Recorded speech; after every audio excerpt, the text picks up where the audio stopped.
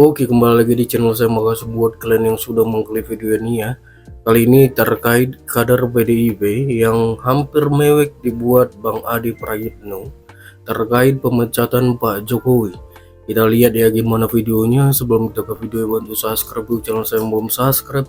Tidak tunggu lama, kita ke videonya langsung. Let's go. Karena kalau saya ingat satu persatu, menurut PDIP, bahwa Jokowi itu bukan siapa-siapa tanpa PDIP. Dibalas sama pendukung Jokowi. Justru PDIP yang akan nyungsep dan terjun bebas tanpa Jokowi. Nah, ini barang sudah talak 6. Sudah tak mungkin. Banyak banget. Udah nggak mungkin balikan lagi gitu ya. Kalau dalam agama talak 1, talak 2, dan 3. Dalam politik talak 6 boleh. Udah Ini benar-benar sudah talak 6. pisah banget tuh. Bukan hanya pisah, nggak ada pintu untuk bersatu ini. Udah wassalam. Artinya apa?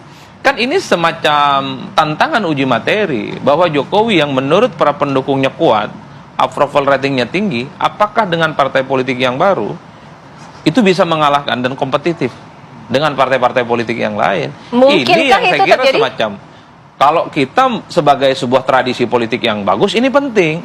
Saya kira Jokowi itu punya segala-galanya untuk mendirikan partai politik baru. Satu, ini adalah mantan presiden dengan approval rating paling tinggi sampai Sidratul Muntaha, Pak. Sampai ke sana tuh menjulang betul. Yang kedua, Jokowi ini kan dinilai punya loyalis-loyalis yang berakar di tingkat RT dan RW. Kalau itu dijadikan partai, menang ini bara. Yang ketiga, Pak Jokowi itu kan punya basis ya, basis pemilih di kalangan pemilih nasionalis misalnya, dan itu bisa dikapitalisasi sebagai ceruk pemilih. Dan Pak Jokowi juga punya wakil presiden namanya Gibran Rakabuming Raka. Pak Jokowi juga punya gubernur Sumut, Mas Bobi Nasution. Dan Pak Jokowi juga punya gubernur Jawa Tengah, dan katanya juga dekat dengan Bu Hovifah. Mantap ini barang. Kalau dijadikan sebagai partai politik, kita akan cek ini akan menjadi kendaraan politik baru. Jangan berpikir 2009, tapi long term. Minimal Jokowi bisa tunjukkan kepada publik dan khususnya kepada partainya Seno, PDIP, bahwa Jokowi itu tanpa PDI pun itu bisa mantap dan semantap-mantapnya. Kan biar waktu yang akan menjawab. Karena begini, kalau Pak Jokowi bergabung dengan partai politik yang mapan, aura kebintangannya nggak bisa diuji. Masuk ke Gerindra, ada Prabowo Subianto. Ini partai sudah besar, ada Prabowo. Masuk ke Golkar, ini langganan partai yang runner up di Pileg. Dan itu banyak orang-orang penting dan orang hebat. Masuk misalnya ke Nasdem, masuk juga ke PAN. Tanpa Pak Jokowi partai ini memang segitu elektabilitasnya. Oleh karena itu menurut saya satu-satunya uji materi untuk melihat Pak Jokowi kekuatan politiknya setelah tak lagi jadi presiden adalah dengan partai politik yang baru. Bahaya nih Pak Jokowi denger langsung mungkin besok Karena begini Pak, kan kita melihat orang-orang penting di negara ini perlu juga menyalurkan perjuangan politiknya melalui partai. Suka tidak suka, negara ini dikendalikan dan dikontrol oleh partai politik. Kalau Pak Jokowi misalnya bergabung dengan partai-partai yang sudah mapan, mau jadi Gerindra, nggak mungkin jadi veto player. Mau ke Golkar, mau ke partai yang lain. Ada tokoh sentralnya. Sudah ada tokoh sentralnya. Satu-satunya adalah bagaimana dengan cara membuat partai politik baru atau kembali ke PSI seperti dalam tagline dalam Pileg Pak Jokowi. Kalau bagi pemirsa, Pak Jokowi itu kira-kira kalian itu lebih setuju buat partai sendiri, apakah lebih baik bergabung dengan partai yang ada atau bagaimana? Tulis di kolom komentar pemirsa. Dan mari kita lanjut kepada tanggapan dari seorang Mas Seno selaku kader PDIP pemirsa, dan mari kita simak terlebih dahulu juga pemirsa. Mas Seno, kalau kita lihat Pak Jokowi saat dimintai tanggapan, dia mengatakan biar waktu yang mengujinya. Ini kesannya ada tantangan nih dari Pak Jokowi kepada PDIP bahwa ya bisa saja apa yang dikatakan Mas Adi terjadi, bahwa yang membuktikan bahwa nanti saya punya partai sendiri, membuktikan begitu. Ya lumayan kan ada jawaban, biasanya tidak ada jawaban. Jadi ditanggapi beberapa kalimat kan lumayan itu. Nah itu yang, tapi apapun ya biarlah, itu hak konstitusional lah, politik orang mau ngapain ya, mengambil langkah politik semacam apa. Tapi yang pasti kita sudah menjawab dengan tegas apa yang terjadi 1 tahun kemarin. Kalau publik menunggu langkah legal formal kita, ya inilah suratnya, hitam di atas putih, jelas.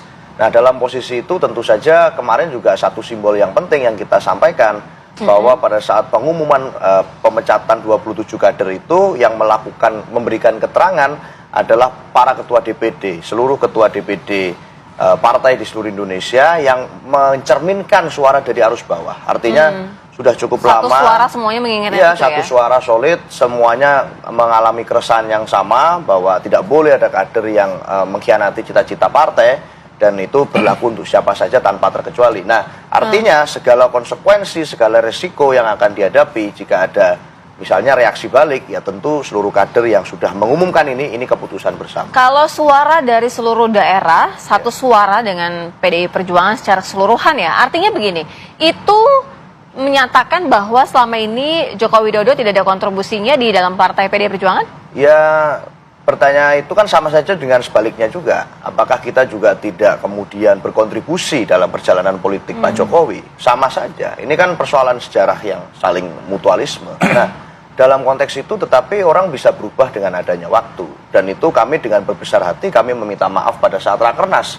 Ada kader-kader yang bisa saja mengkhianati cita-cita partai. Ada kader yang karena sisi gelap kekuasaan bisa saja kemudian ingin membakar rumahnya sendiri.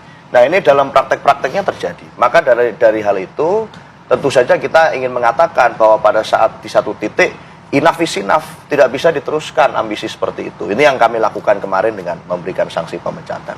Oke, kalau misalnya Pak Jokowi ke partai lain nih, kita bicara masalah opportunity itu.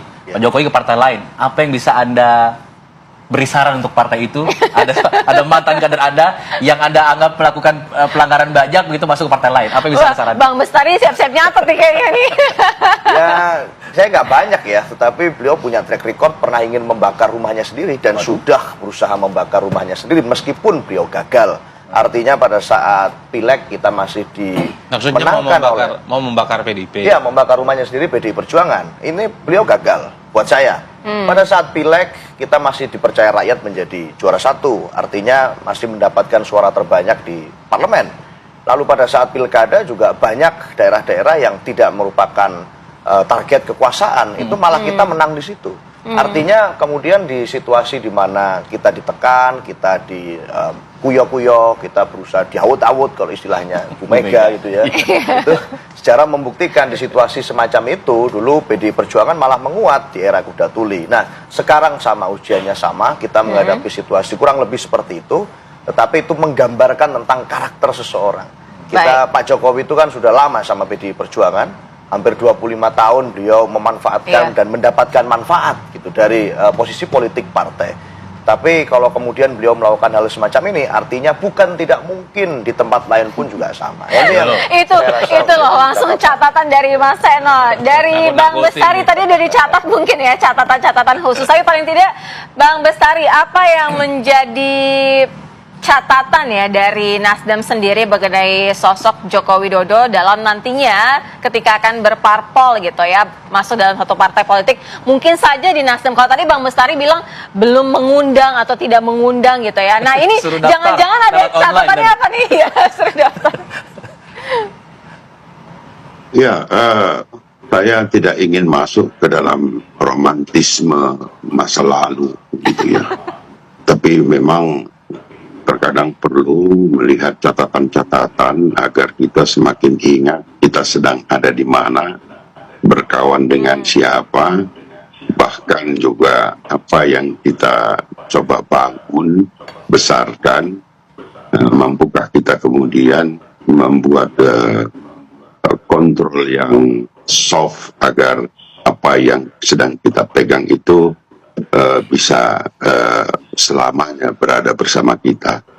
Partai Nasdem pada posisi hari ini adalah seperti saya sampaikan tadi, terbuka saja. Namun saya sebagai pribadi sajalah, saya tidak yakin Pak Jokowi ini akan dalam waktu dekat memutuskan akan kemana gitu ya, dari apa yang beliau alami. Tentu apapun yang disampaikan, saya kira Pak Jokowi akan mendalami terlebih dahulu.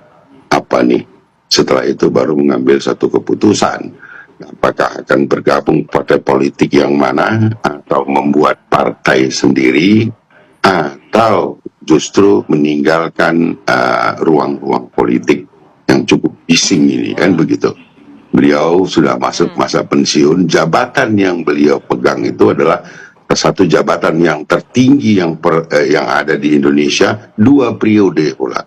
Saya kira catatan biografi sudah sangat panjang. Dan satu keyakinan lagi, saya tidak yakin kalau Pak Jokowi itu akan ke Partai Nasdem. Gitu. Mungkin banyak partai lain yang jauh lebih menarik daripada Partai Nasdem bila Pak Jokowi masih memutuskan untuk berkiprah di dunia politik. Saya kira itu. Oke, itu dia videonya, gimana menurut kalian, dan sampai bertemu di video saya selanjutnya. Bye.